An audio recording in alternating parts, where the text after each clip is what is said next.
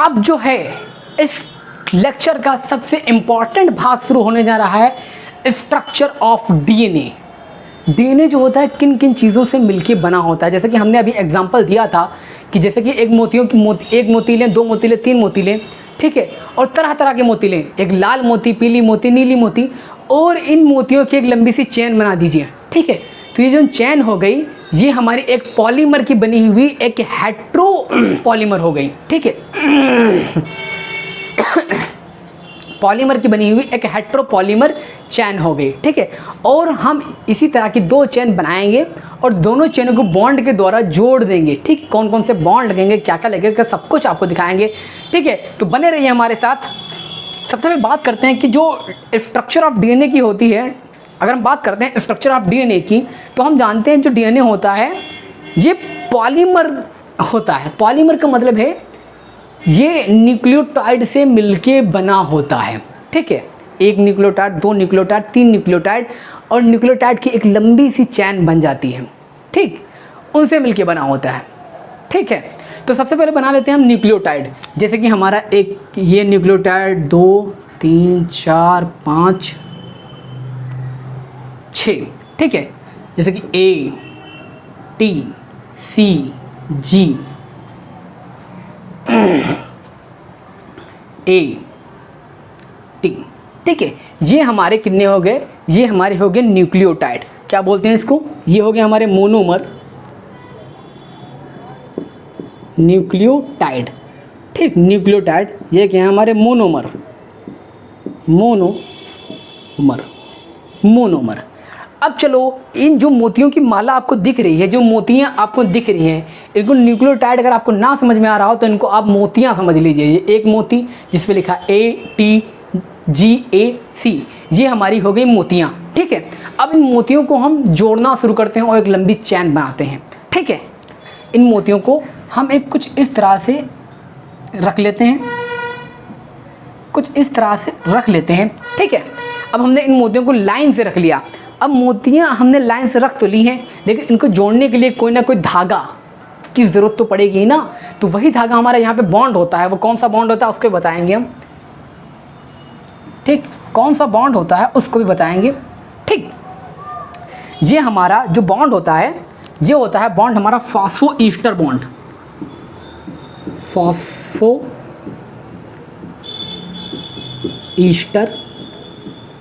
Bond. एक nucleotide को जो दूसरे न्यूक्लियोटाइड से जोड़ने का काम करता है, वो कौन सा बॉन्ड करता है, फॉस्फोईस्टर बॉन्ड, ठीक है। हमने यहाँ पे मोनोमर लिए, ठीक है। इन मोनोमर को उठा के उसकी एक लंबी चैन बना दी, ठीक है, लंबी चैन बना दी। तो यहाँ पे हमने क्या बना दिया, पॉलीमर बना दिया, पॉलीमर। ये पॉलीमर है, ठीक है। और कैसा पॉलीमर है, न्यूक्लियोटाइड की चैन हो गई, कैसा पॉलीमर है, ये पॉलीमर है हेट्रोपॉलीमर।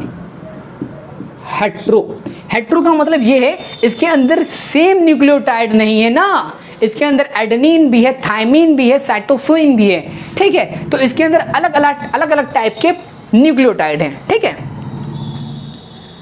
ये क्या क्या हमने बना दिया, पॉली न्यूक्लियोटाइड की चैन, पॉलीन्यूक्लियोटाइड की हमने चैन बना दी, ठीक है। पॉलीन्यूक्लियोटाइड की हमने चैन बना दिए। जैसे ही हमने यहाँ पे एक चैन बनाई है ना, जैसे ही हमने यहाँ पे एक चैन बनाई है, इन न्यूक्लियोटाइड को उठा के हमने एक हेट्रोपॉलीमर की चैन बना दी, इसको हम पॉलीन्यूक्लियोटाइड चैन बोलते हैं।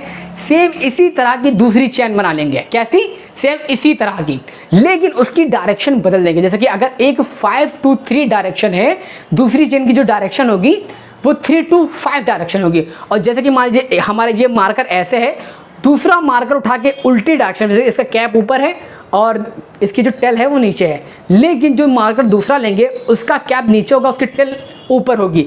इसी तरह इसकी सेम टाइप की हम क्या बनाएंगे, दूसरा स्ट्रैंड बनाएंगे और दूसरे स्ट्रैंड को इसकी अपोजिट साइड में रख के जोड़ देंगे। कैसे, इसको अपोजिट साइड में रख के जोड़ देंगे और हमारा डबल स्ट्रैंड डीएनए तैयार हो जाएगा। वो कुछ कैसा दिखेगा आपको, वो जो दिखेगा वो कुछ आपको ऐसा दिखने वाला है। बीच में ये न्यूक्लियोटाइड होंगे, ठीक, ये क्या है, ये है हमारे न्यूक्लियोटाइड। ठीक है, ये हमारे हैं न्यूक्लियोटाइड। ये हैं हमारे न्यूक्लियोटाइड। एक की जो डायरेक्शन होगी 5 days to 3 days और दूसरे की जो डायरेक्शन होगी 5 days to 3 days, दोनों एक दूसरे के एंटी पैरेलल होंगे। ठीक है, हमने बेसिक स्ट्रक्चर इसका, अब हमने बेसिक स्ट्रक्चर हमने यहाँ पे पढ़ लिया है। अब हम बात करते हैं यहाँ पे न्यूक्लियोटाइड की। ठीक है, चूँकि हर चीज़ का किसी न किसी चीज़ से मिलके बनी होती है। जैसे कि अगर हमको ब्रेड बनाना हो, जो ब्रेड वाली रोटी होती है, तो पहले हम आटा लेते हैं, आटे में क्या डालते हैं, पानी। ठीक है, और बाद में आटे को फुलाने के लिए उसके अंदर हम खमीर डालते हैं। ठीक है, तो इसी तरह हम क्या करेंगे, न्यूक्लियोटाइड बनाएंगे। ठीक है, और न्यूक्लियोटाइड से क्या बनाएंगे, एक न्यूक्लियोटाइड की चेन, और सेम चेन बना के उसको एंटी पैरेललिटी में जोड़ देंगे और हम डीएनए बना लेंगे। लेकिन अब बात करते हैं जो न्यूक्लियोटाइड हमारा है वो किन किन चीज़ों से मिलके बना है। न्यूक्लियोटाइड भी तुम्हारा 3 चीज़ों से मिलके बना होता है। सबसे पहले शुगर, ठीक है, शुगर, और नंबर 2 पे तुम्हारा कौन सा होगा, नाइट्रोजनी बेसेस, और नंबर 3 पे तुम्हारा फॉस्फेट होगा। इन 3 चीज़ों से मिलके तुम्हारा न्यूक्लियोटाइड बना होता है। तो अब हम बात करते हैं न्यूक्लियोटाइड के स्ट्रक्चर के बारे में। अब हम यहाँ पे बात करने जा रहे हैं स्ट्रक्चर ऑफ न्यूक्लियोटाइड की। सो गाइज, आप सभी को फिर से याद दिला दें हम कि अगर अभी तक आपने वीडियो देख रहे हैं और हमारे चैनल को सब्सक्राइब ना किया हो तो प्लीज़ आई रिक्वेस्ट यू, आपसे हाथ जोड़ के रिक्वेस्ट कर रहे हैं कि हमारे चैनल को सब्सक्राइब कर लीजिए, शेयर कर लीजिए, और इसको लाइक करें, शेयर करें, और समझ आइए, बेल आइकन को दबा दीजिए। ठीक है, तो बात करते हैं यहाँ पे स्ट्रक्चर ऑफ न्यूक्लियोटाइड। तो न्यूक्लियोटाइड का जो स्ट्रक्चर होता है, हमने बताया 3 चीज़ों से मिलकर बना होता है। सबसे पहले जो होते हैं शुगर। ठीक है, ये हमारी हो गई शुगर। ठीक, शुगर कौन सी होती है, ये राइबोस शुगर होती है। अगर हम आरएनए बना रहे हैं तो राइबोस शुगर लेंगे, अगर हम डीएनए बना रहे हैं तो वहाँ पे भी हम राइबोस शुगर लेंगे, लेकिन वहाँ पे एक ऑक्सीजन कम होता है। ठीक है, एक ऑक्सीजन कम इसलिए होता है, ठीक है, वहाँ पे एक ऑक्सीजन कम होता है, इसीलिए उसको बोलते हैं डीऑक्सीराइबोन्यूक्लिक एसिड, और आरएनए को बोलते हैं राइबोन्यूक्लिक एसिड। ठीक है, तो अगर हम बनाते हैं यहाँ पे स्ट्रक्चर ऑफ न्यूक्लियोटाइड, तो सबसे पहले न्यूक्लियोटाइड के स्ट्रक्चर को समझने के लिए हमको क्या लेना होगा, हमको लेना होगा 250 ग्राम शक्कर। ठीक है, 250 ग्राम शुगर। यहाँ पे रेसिपी बताते हैं आपको हम न्यूक्लियोटाइड बनाने की। तो सबसे पहले हम लेते हैं यहाँ पे थोड़ी सी शुगर। ठीक है, और साथ में इसके साथ हम तड़का काहे का लगाते हैं, इसके साथ हम तड़का लगाते हैं नाइट्रोजनी बेसिस का। ठीक है, अभी बताते हैं नाइट्रोजनी बेसिस कौन सा मसाला है। ठीक है, नाइट्रोजनी बेसिस भी बताते हैं कौन सा मसाला है ये। तो अब बताते हैं नाइट्रोजनी बेसिस जब इसके ऊपर अटैच कर देते हैं, यहाँ पे हम जब नाइट्रोजनी बेसिस अटैच कर देते हैं NP, ठीक है, यहाँ पे नाइट्रोजनी बेसिस अटैच कर देते हैं, तब ये हमारा बन जाता है न्यूक्लियोसाइड। क्या बन जाता है, न्यूक्लियोसाइड। ठीक है, न्यूक्लियोसाइड। ठीक, तब ये हमारा बन जाता है न्यूक्लियोसाइड। अब क्या करेंगे हम अब क्या करेंगे, अगर इसी शुगर पे नाइट्रोजनी बेस हमारा लगा है और इसके ऊपर अगर हम फॉस्फेट, यहाँ पे क्या है हमारा, ये है फॉस्फेट, ये हमारा है H3PO4। अगर इसको उठा के यहाँ पे हम जोड़ देते हैं, क्या यहाँ पे फॉस्फेट जोड़ देते हैं, एक फॉस्फेट जोड़ें या 2 फॉस्फेट जोड़ें या 3 फॉस्फेट जोड़ें। ठीक है, एक फॉस्फेट जोड़ें, 2 फॉस्फेट जोड़ें या 3 फॉस्फेट जोड़ें, उसको बोलते हैं न्यूक्लियोटाइड। अगर हमारा नाइट्रोजनी बेसिस और शुगर मिल के जो कंपाउंड बना रहे हैं उसको बोलते हैं न्यूक्लियोसाइड। ठीक है, उसको क्या बोलते हैं, न्यूक्लियोसाइड। यहाँ पे लिख देते हैं हम शुगर प्लस NB का मतलब है नाइट्रोजनी बेसिस। ये जो मिलके बना रहे हैं इनको बोलते हैं हम न्यूक्लियोसाइड। न्यूक्लियोसाइड और न्यूक्लियोटाइड में बहुत लोग यही अंतर नहीं जानते हैं कि न्यूक्लियोसाइड क्या होता है और न्यूक्लियोटाइड क्या होता है।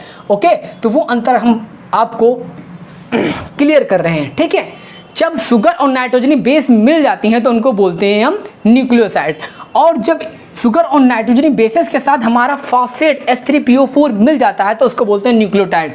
सो यहाँ पे क्या लिखते हैं हम, शुगर प्लस NB का मतलब है नाइट्रोजनी बेसिस प्लस H3PO4 का मतलब है फॉस्फेट।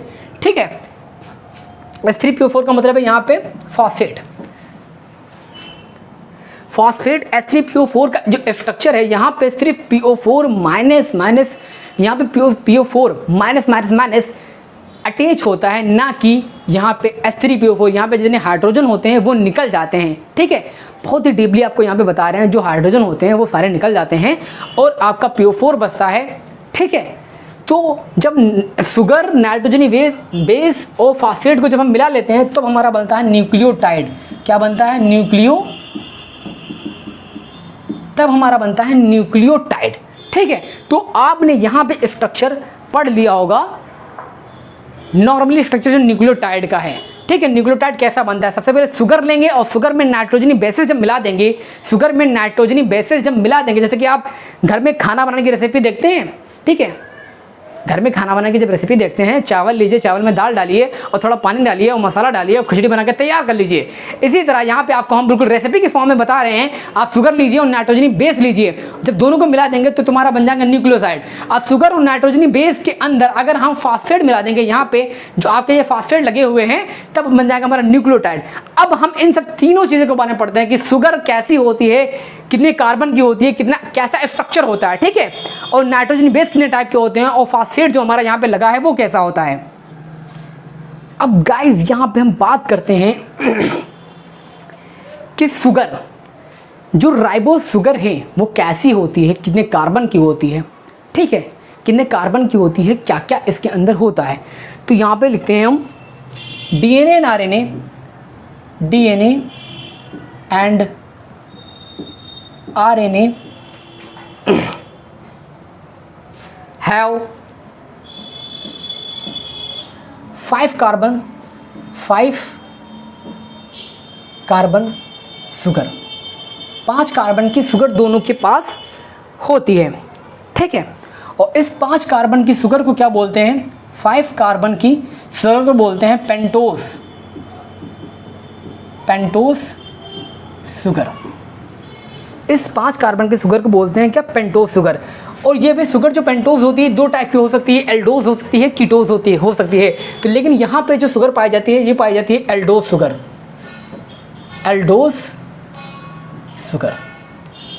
ठीक। DNA के अंदर जो शुगर पाई जाएगी, ये RNA के अंदर जो शुगर पाई जाएगी, 5 कार्बन की शुगर पाई जाएगी, ठीक है। 5 कार्बन की शुगर जो पाई जाती है उसको बोलते हैं पेंटोस शुगर। और ये 2 टाइप की हो सकती है, कीटोस शुगर और एल्डोस शुगर। लेकिन DNA RNA के अंदर एल्डोस शुगर पाई जाती है, ठीक है। कैसी शुगर पाई जाती है? एल्डोस शुगर। अब बनाते हैं इसका स्ट्रक्चर। ये होती कैसी है मेरे बच्चा? ये होती कैसी है? बीच में बना लेते हैं यहाँ पे ऑक्सीजन, एंड यहाँ पे एक टांग बनाते हैं, यहाँ पे एक टांग बनाते हैं, फिर यहाँ पे कुछ इस तरह से नीचे की ओर टांग बनाते हैं, और यहाँ पे नीचे की ओर टांग बना लेते हैं, ठीक है। ये टांगे बन चुकी हैं हमारी। इसको बनाते कैसे हैं? यहाँ पे ध्यान रखिए, CH2OH, नीचे की ओर OH, यहाँ पे HOH, यहाँ पे HOH, एंड यहाँ पे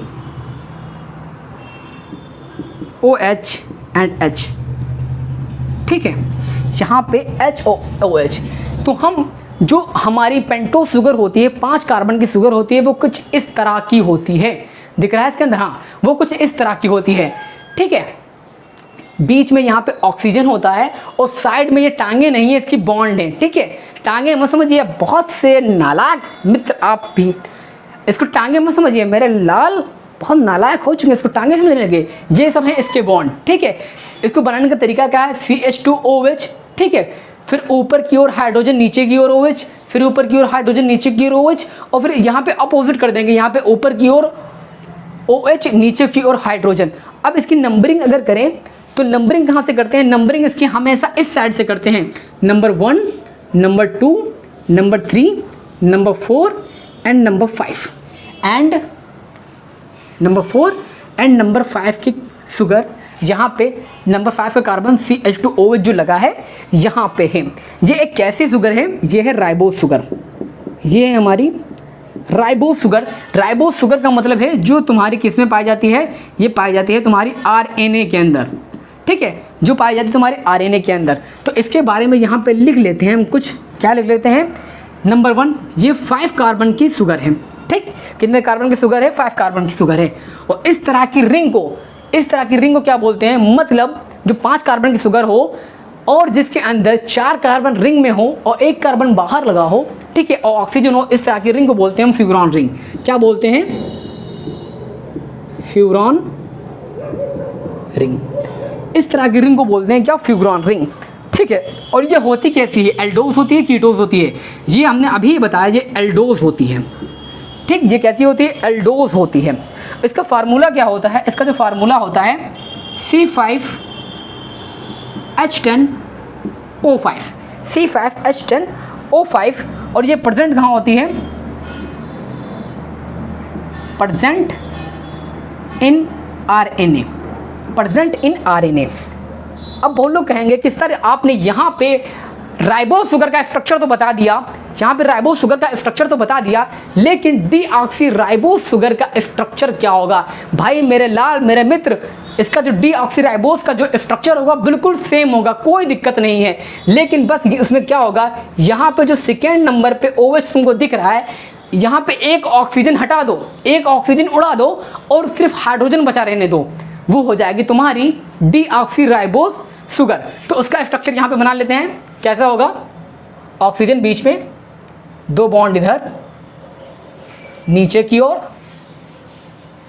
और ये ऐसे, ठीक है, बना लेते हैं हम CH2OH, नीचे की ओर OH, ऊपर H, नीचे OH, ऊपर H और नीचे भी H, ऊपर H नीचे भी H। हमने यहाँ पे क्या किया, सेकेंड नंबर की जो पोजीशन थी वहाँ पे OH से एक ऑक्सीजन को उड़ा दिया, ठीक है, सेकेंड नंबर की पोजीशन पे यहाँ पे क्या किया हमने, यहाँ पे ऑक्सीजन को उड़ा दिया और सिर्फ हमारी बची क्या, हाइड्रोजन, ठीक है, सिर्फ हमारी बची का यहाँ पे हाइड्रोजन। और यहाँ पे ऊपर OH नीचे H, नंबरिंग कर लेते हैं 1 2 3 4 एंड 5। अब ये हमारी कैसी रिंग बनके तैयार हुई, ये हमारी हो गई डीऑक्सी राइबोस की रिंग। कैसी हो गई, डीऑक्सी राइबोस, मतलब ये हमारी डीएनए की शुगर हो गई। कैसी शुगर हो गई, डीएनए की शुगर हो गई। इसको क्या बोलते हैं हम, ये भी कैसी होगी, 5 कार्बन की शुगर होगी। और जो रिंग है ये भी कैसी रिंग होगी, फ्यूरॉन रिंग है, फ्यूरॉन रिंग है। बात कर रहे हैं यहाँ पे हम डीएनए की, बात कर रहे हैं यहाँ पे हम डीएनए की, और इधर बात कर रहे थे हम आरएनए की। क्या की बात कर रहे थे, आरएनए की। तो ऊपर ले लेते हैं, तो ये हमारी 5 कार्बन की रिंग है और फ्यूरॉन रिंग है, ठीक है। और कैसी रिंग है, एल्डोस। सेम है, कुछ अंतर नहीं है, बस अंतर यही है कि सेकेंड पोजीशन पे एक ऑक्सीजन की कमी कर दो, ठीक है, तुम्हारी डीऑक्सी राइबोस शुगर बन जाएगी जो डीएनए के अंदर होती है, ठीक है।